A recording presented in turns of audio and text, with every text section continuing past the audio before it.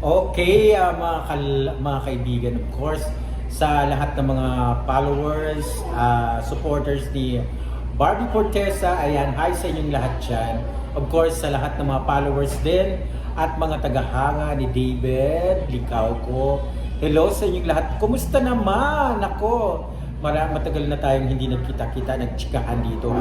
Pero hopefully bukas, baka magkita kami ni Barbie sa isang event or whatsoever.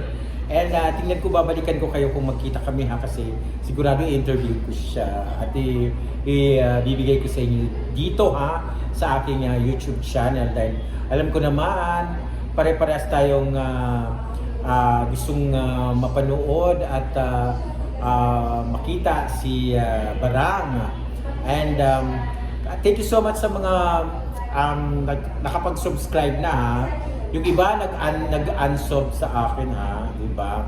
3 months ako na hindi nag-content, tapos yung iba nag-unsub na. Nako, very wrong, di ba? So, pero alam mo, busy ngayon si Barbara, si Barang, si Barbie, dahil may pelikula siya.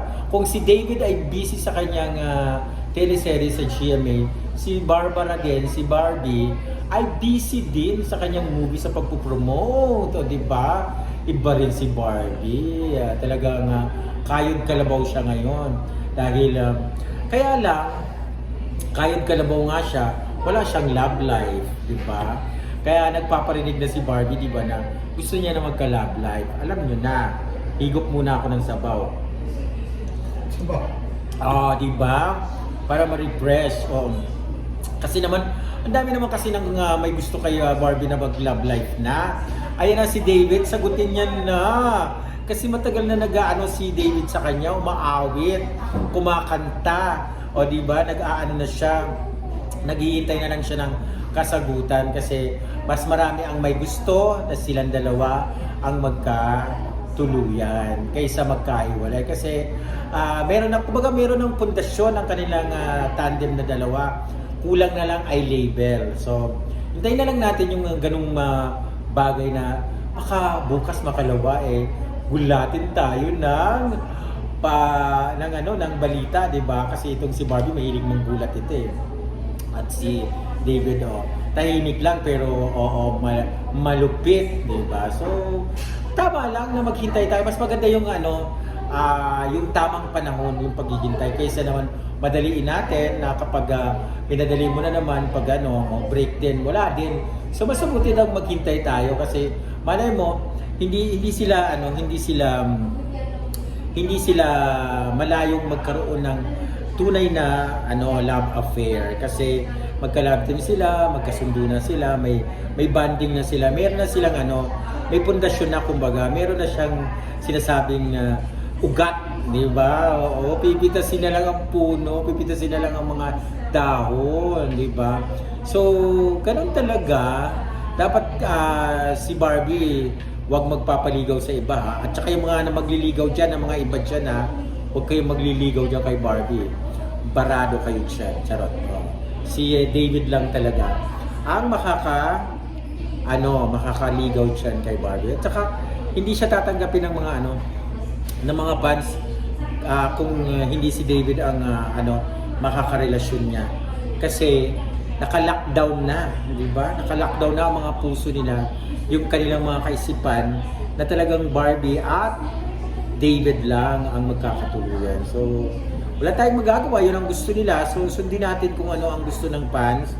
At hindi naman malayo yun, dahil si Barbie at si David ay best of friends, di ba? Kulang na lang talaga yung label na sinasabi.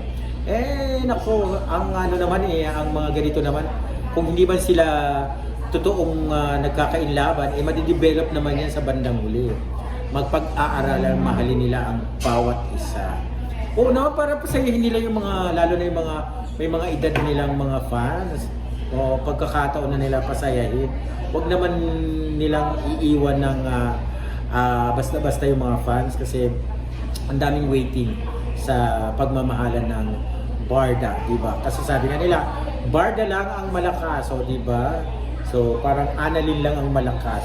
Pero tunay yan, tunay hindi totoo yan na may mga chismis na si David ay may jowa na. Wala, hanggang ngayon, walang makapagpatunay.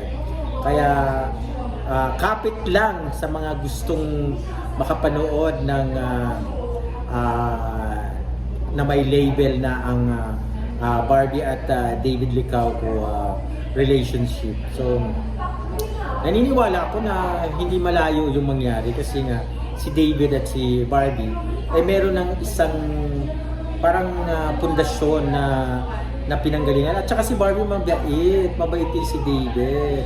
Ito kasing Barbie na to, hindi siya basta-basta nakikipagrelasyon nang hindi siya sigurado. So, mas maganda na yung sigurado kaysa naman sa mapasubo na naman siya ulit at mapahamak. So, inaalam niya talaga, inuusisa niya si David na kung talagang para sa kanya, para sa kanya yan. Hindi pwedeng mawala, hindi pwedeng